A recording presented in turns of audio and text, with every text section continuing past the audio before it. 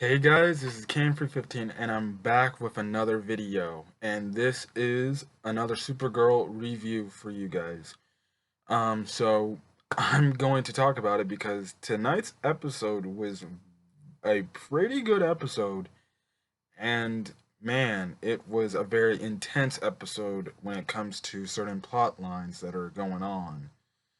Um, Man, actually pretty happy that I took some notes on my phone because I don't think I would have remembered any of these things that were going on.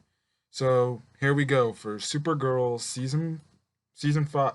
Yeah, Supergirl season 5, episode 2.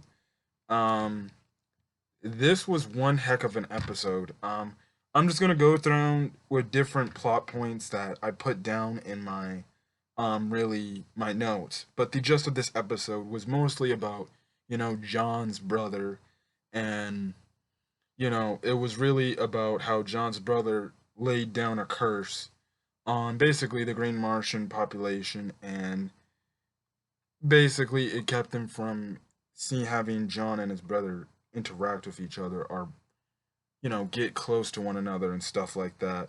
And it's kind of like a poison, a bit some kind of poison that was going on. And through John's story throughout these episodes, it's like you find out some things are revealed that someone wiped out his memory, and someone did. And at the end of the episode, what is it? His brother was transformed to a little fly, and basically, it leaves off a cliffhanger for his brother trying to erase all of John's memories, because at the end of the episode, um, James' sister, you know, um, basically said that, yeah, if we do that again, we go to like max power, you could have the loss of your memory, your entire memory. And I think that's what his brother is trying to do. It's insane, and that plot line's going on. So that's going to be John's story probably for the season, and that is also taking down his brother. Also, John's brother was working with a white Martian, and when they go inside and John's looking back into his past, one of the memories he saw that I guess he forgot was that his brother was a traitor in the Martian War, and he allied himself with the white Martians and basically set apart this Horomir's curse, which basically, you know, kind of wiped out the Green Martians and stuff like that. And it was even shown he was killing Green Martians too. But then when he was finally caught and captured, he was sent to the Phantom Realm.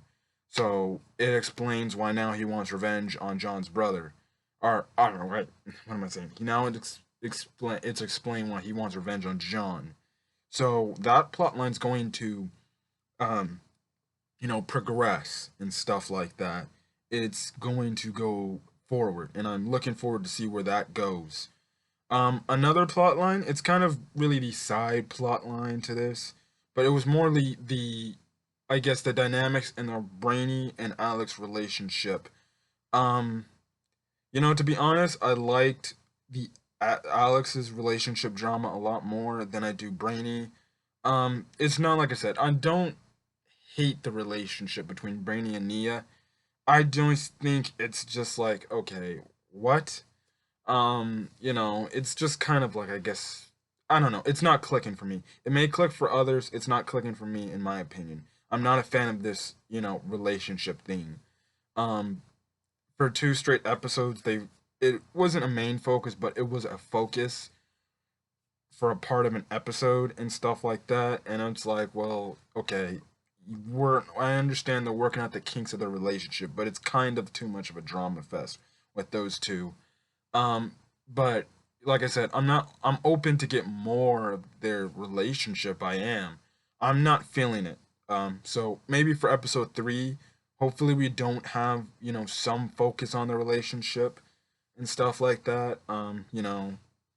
That's just my opinion.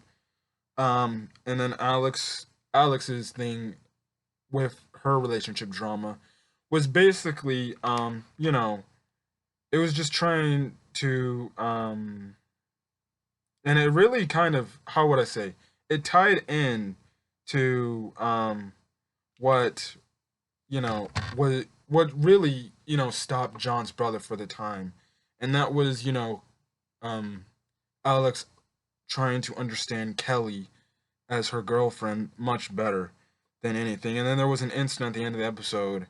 There was an incident at the start of the episode where Kelly told Alex, like, yeah, I'm allergic to like blueberry pancakes, or really blueberries.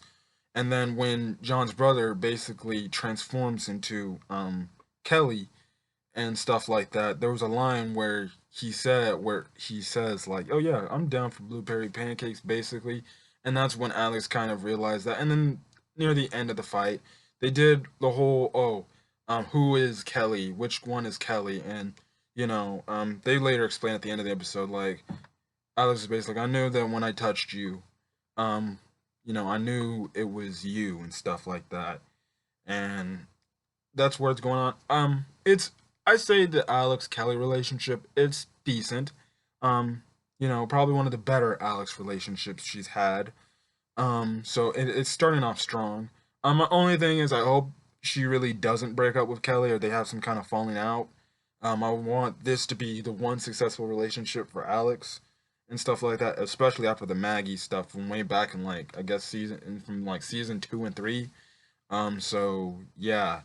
Um, but it's good to see where this Kelly Alice relationship plotline's going and stuff like that. And Kelly also did help out John and get her memories back and stuff like that. Um, and then it was a little small note at the beginning of the episode. James, even though, and it's funny because when I was watching other people review Supergirl, they're like, "Really, is this how James is gonna be written off the show now?" Well, James makes an appearance in the episode, and he also be in episode 3. I figured, because I'm like, wait, shouldn't it that he was going to be here for the entire season, not one episode? I guess some people were confused about that. I don't know. I'm guessing they were confused, but James is in episode 2, and it looks like he'll be in, like I said, for the possibly the entire season, because this is his last season in it. And one of the reasons why I can see why they possibly might write him off is at the beginning of the episode, him and Kara talking, and even though he quit Catco, he's already got like 2 gigs, like, coming up, and one is like, being I guess, working at the Smithsonian Museum. That was one thing, and then he was also, he also could also work and get himself into, politics as becoming a senator. So I'm thinking they're probably gonna go with the senator route more than the museum route, more than the Smithsonian Museum route. And I think if he becomes a senator, I think that's a good way to write off his character and stuff like that. Now, I still have a prediction that he might be killed this season, but you never know. If he ends up being a senator, it would actually be a good way to write him off, because now you have an excuse to, for him not to be there, because he's gonna be in the government and he won't always be there in National City and stuff like that. So yeah. Um, but really, that's an interesting plot point. At the end of the episode, there was like a graphic on TV that shows about, senator things going on, and he was looking up at the screen and stuff like that. Um, you know, really, that was a good plot line for James, and it's gonna be interesting to see where this goes for his character. Another plot line, which was one of, I guess, the big three. Well, one of the big three, which was the Green Martian, which was John's brother, and one of the other ones is Lena. Lena in the shadows is lurking, and I said it before, and I'll say it again. She's going down this dark path, and there's no return from it. So, Lena was talking to her AI Hope, and she wants to make something up, or she has a plan called Nomusera, and it's to have people have, I guess, feelings of not hurting each other anymore. Um, I'm guessing she's doing this because she has been hurt in the past, and she doesn't want people to experience, I guess, the same thing to her. Um, if that's the case, she's kind of, it's kind of like she's trying to take people's emotions and feelings away and turning them into robots, or slash, um, basically being controlled, really. Um, and we see a glimpse of that at the end of the episode, because guess whom? Guess, and we also from episode 1 last week that Eve Tessmacher gets captured. All of a sudden, they reveal it was Lena that captured her this entire time. So it wasn't somebody, so it wasn't Leviathan that I guess captured her. It was Lena that gagged her and captured her. And basically, they were talking, and Lena was like, why'd you have to betray me and stuff like that. And she was trying to get the honesty out of Eve. And Eve basically was like, she was forced into a group since she was 16, the same time her parents died, and there was nothing she could do about it, really. And, you know, you can feel a little bit bad for, Eve because it's like, well, dang, if she was 16 and she was already initiated into this group, well, of course, what you gonna do? And stuff like that. And then in there was one part in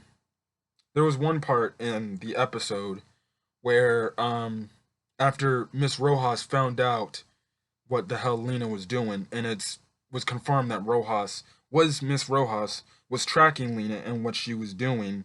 So, and because of it, she got her contacts taken away from her. The contacts she used to do the virtual reality stuff, those were taken away from Miss Rojas. And after that scene, basically Lena's computer told Eve, or told Lena that she can trust Eve now, that she was being honest with everything she was saying and stuff like that. And at the end of the episode, she lets Miss Eve go free, and it looks like they're gonna work together. But then Lena, I swear, Lena does probably one of the most despicable things she's ever done, and that is she was mapping out Eve's mind, and then she uses her AI system to take over Eve's brain, really. And when the episode is ending off, or before the episode ends off, you see Eve walking in with a new hairdo, like she has lipstick on, and the difference is this: she is now the AI. I repeat, Eve is now completely AI. Eve is no more. Eve is Hope now. So Hope is now controlling Eve's body. And the episode ends off of Lena basically saying, like, you're going to help me now, Hope. And together we're going to do this. So Lena just got even more darker because now she took over someone's brain and basically is now controlling them to do whatever she says. And basically it's just her AI in Eve's mind, but Eve is going down a very dark route. A very dark route. I have two more things to talk about. Miss Rojas and, Kara go at it back and forth again. They're still having issues. Kara's, having the problems and, issues of keeping up with, Miss Rojas' drama and stuff like that and how she wants to quit. And she does have a nice little talk with John, especially about the Williams stuff and even what's going on at Catco. But really, we're seeing that Miss Rojas is a you know what. But and she is, I'll just say she's the terrible leader. She's a terrible leader. And it's funny because I take a class that's basically built on leadership. Trust and believe, I would have quit that job a long time ago if I was working under a spoiled woman like that. At the end of the episode, she walks down to this thing, and I guess it's like her main base of operations, what she's been doing, and stuff like that. And I think it is in Catco or something. I don't know. They just cut to it. We're walking down this those wines, though those wine downstairs and stuff like that. And it's basically where I guess they make their like little technology and stuff like that. Um, I know I was looking through Twitter. Some person said, "What if Miss Rojas is Leviathan?" And I'm like, that could be a possibility. Miss Rojas could be a bad guy, and it was also, explained more because this is where I get into the Williams stuff now. There was one part where Carl was called away to go deal with, John's brother in the sewer, and William thought,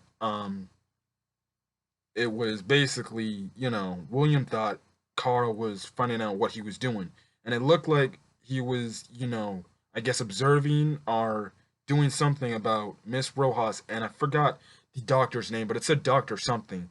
Maybe if I go back and watch the episode, I'll see it again. and stuff like that. But it's looking like he's doing some digging in on Miss Rojas, and it's looking like Miss Rojas may not be a very good character. She's looking like she actually might be more shady than we thought she was.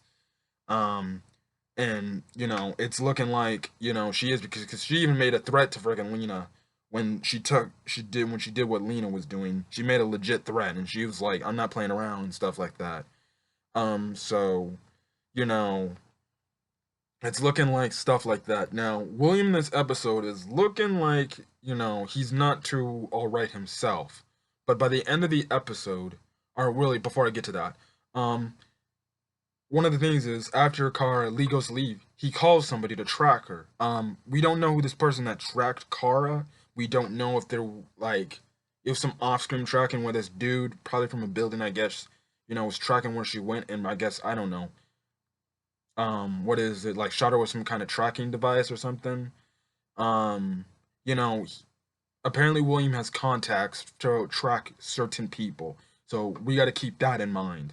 um so I that's why I can't say even by the end of the episode he's not all too good. He could have some shadiness to him himself, unless I'm guessing, unless he works for some kind of secret agency, maybe. But yeah, he tracked Kara, and when he tracked Kara, he went down to the same exact sewers that Supergirl, Brainy, and Alex were in, and basically the White Martian comes out of nowhere because they were fighting the White Martian at the time, and then all of a sudden Kara, or really, yeah, really Kara comes out of nowhere and basically puts the White Martian up against the wall, and she looks at William and she's like, "What are you doing here?" and stuff like that. And she's like, "Get out of here!"